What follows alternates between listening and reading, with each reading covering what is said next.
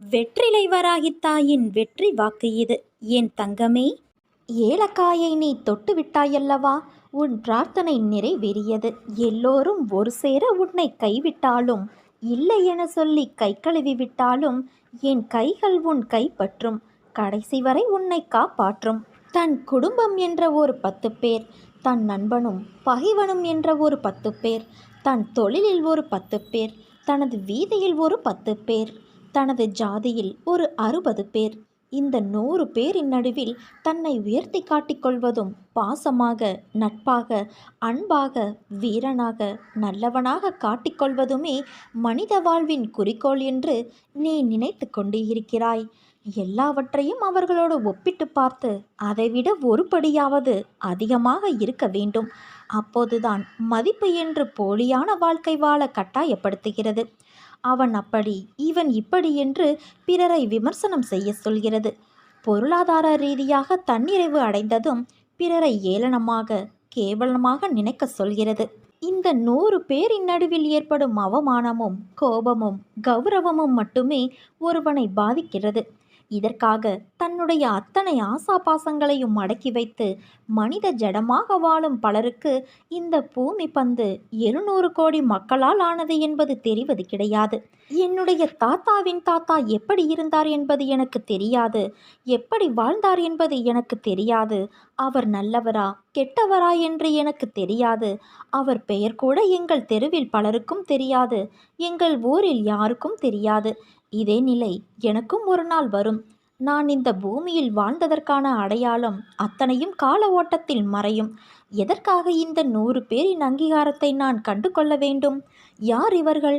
என்னுடைய வாழ்க்கையில் யாரெல்லாம் வர வேண்டும், வரக்கூடாது என்பதை தீர்மானிக்க இவர்கள் யார்?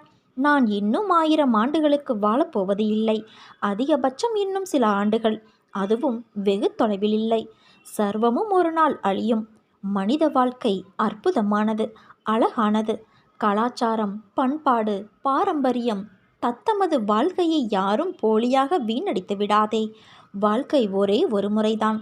தோற்றாலும் பரவாயில்லை, ஆனால் பங்கெடுக்காமலேயே அழிந்து விடாதே. நம் தாத்தாவின் தாத்தாவை நாம் பார்த்தது இல்லை, அதே போல நம் பேரனின் பேரனை நாம் பார்க்க இருக்க போவதில்லை. இதுதான் வாழ்க்கை. பிறரை வஞ்சிக்காமல், தொந்தரவு செய்யாமல் எவ்வளவு முடியுமோ அவ்வளவு மகிழ்ச்சியாக வாழ்ந்துவிட்டு போ. மனம் பகவானை விரும்பினாலும் புத்தி இருக்கிறதே, அது இது தேவையா, இதனால் பலன் உண்டா, இப்படியெல்லாம் கேள்வி கேட்கும். இவர் உண்மையான அடியவரா, இவர் சொன்னால் நடக்குமா என்றெல்லாம் கேட்டு மனதின் நம்பிக்கையை தளர்த்திவிடும். நன்மை கிடைப்பதை தவிர்க்கும். இந்த நிலைதான் உனக்கும் இப்போது இருக்கிறது. நீ அற்புதத்தை அனுபவித்த தருணம் மீண்டும் மீண்டும் அது அற்புதம்தானா, இது உண்மைதானா என்றெல்லாம் மனம் உன்னை குழப்பிக் கொண்டு இருக்கிறது. உன் கவலைகளை நான் தீர்த்தாலும் மீண்டும் இல்லாத ஒன்றை வைத்து இருக்கிற நிம்மதியை நீ கெடுத்து கொள்கிறாய். உனக்கு எல்லாம் இருந்தாலும் எதுவும் இல்லாததைப் போல இருக்கிறது. உன்னோடு நான் பேசிக்கொண்டு இருக்கும் இந்த வார்த்தைகளையும் அதன் உண்மைகளையும் புரிந்து கொள். உனக்கும் எனக்கும் இடையில் இருக்கின்ற சந்தேகம் என்ற தடையை நீக்கி முழுமையான நம்பிக்கையோடு என் பாதத்தில் சரணாகதி அடைந்து பார். நல்லவர்கள் சோதனைக்கு உள்ளாவார்கள், ஆனால் வேதனைப்பட மாட்டார்கள். வாழ்வின் அனுபவங்கள் அவர்களை சிறப்பிக்குமே தவிர கசப்பிக்காது. ஆரம்பத்திலிருந்து கடைசி வரை கஷ்டப்பட்டே வாழ்ந்து செத்தவர்கள் இந்த உலகத்தில் யாரும் கிடையாது.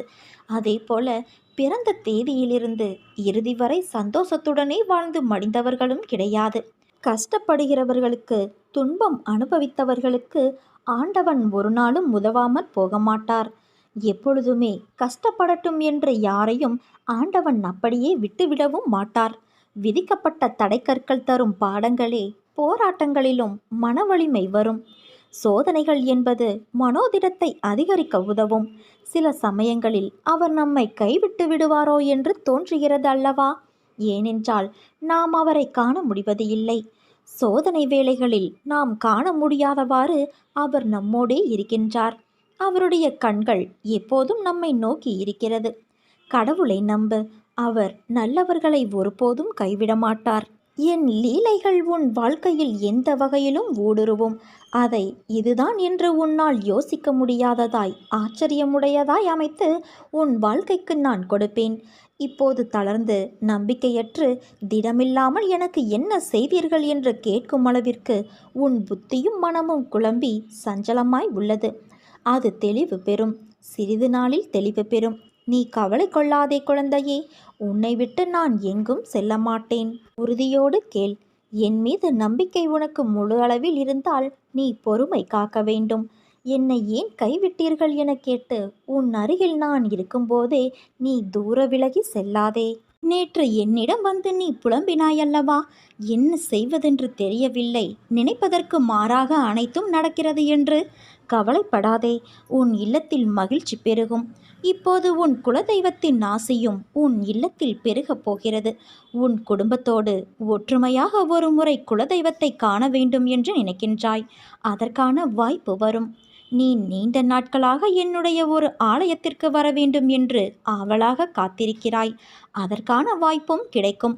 நான் உனக்காக பெரிய வாய்ப்புகளை உருவாக்கி வைத்துள்ளேன்.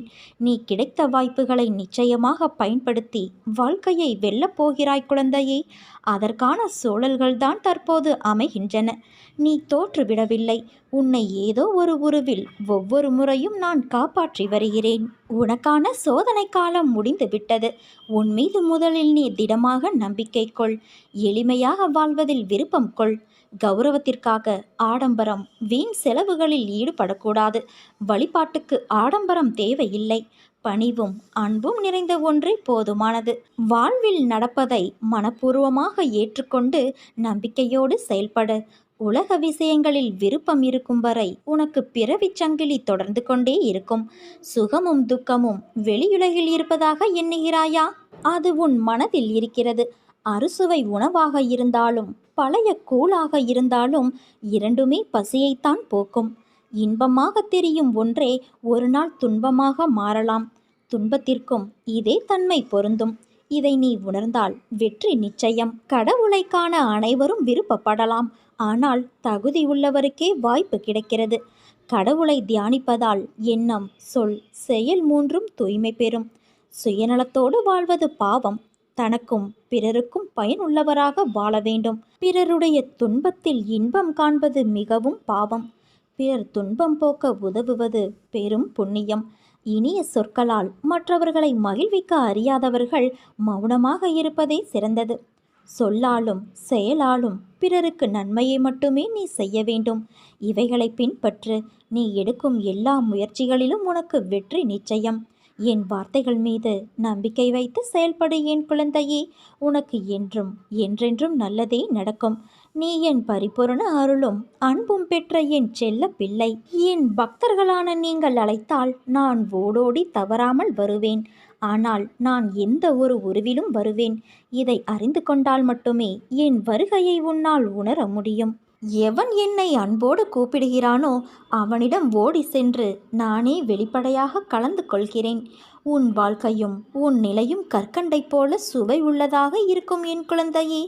உன் எல்லா விருப்பங்களும் நிறைவேற்றப்படும். நீயும் சந்தோஷமாக இருக்கப் போகிறாய். அதை நான் கண்டு களிக்கத்தான் போகிறேன்.